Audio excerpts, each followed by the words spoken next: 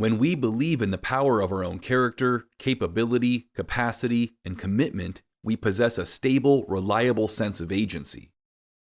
We don't have to continually scramble emotionally and psychologically in search of any possible precarious foothold on a crumbling mountainside in order to feel secure or trust in successful outcomes.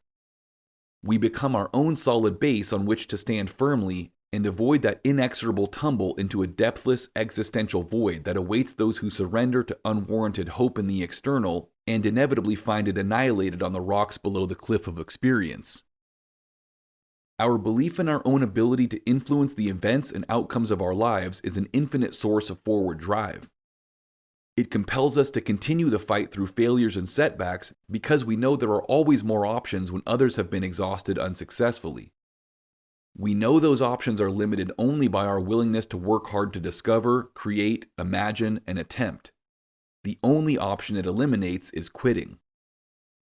Positivity isn't a state of mind created by ignoring the negative or desperately trying to convince ourselves it doesn't exist. It's an approach to accepting and dealing productively with the negative. Belief in our control over ourselves means our natural response to the negative is eagerly and confidently determining solutions rather than cowering helplessly and surrendering to its influence. The tough aren't optimistic and positive because of a vague, baseless sense that everything will somehow work itself out and therefore can be ignored while we lounge around and attend to other business. The tough are optimistic and positive because we know without equivocation that we'll work those things out ourselves. It's the sober realization and willing acceptance that the world at large owes us nothing and doesn't care or even know we exist, and feeling no concern or objection to that state of affairs, because we don't need it to. It's often said that what allows us to continue through hard times is hope. But hopefulness is an entirely passive condition. It's nothing more than an expectation, or merely a desire, that everything will be fine. Hope works well until it's truly challenged. That is, hope will sustain us until it's actually pitted directly against a genuine threat. It's then that we discover how fragile and fugacious it is.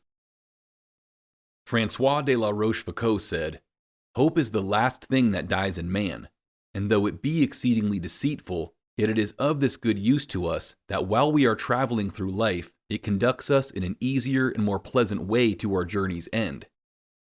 This quote is evidently used by many to prop up their trust in hope, but a more critical reading of it exposes the trouble with hope.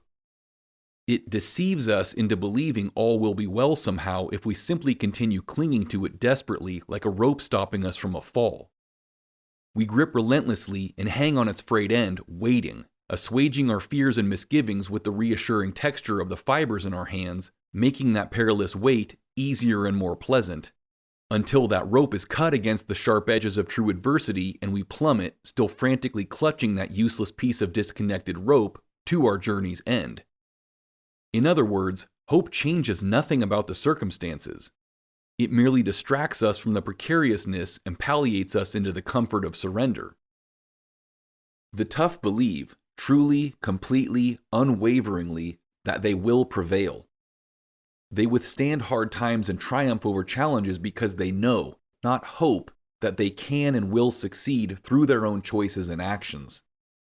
Henry Rollins wrote, "Hope is the last thing a person does before they are defeated." When we believe in the power of our own character, capability, capacity, and commitment, we eliminate any need for hope. We replace wishing with knowing and hoping with acting.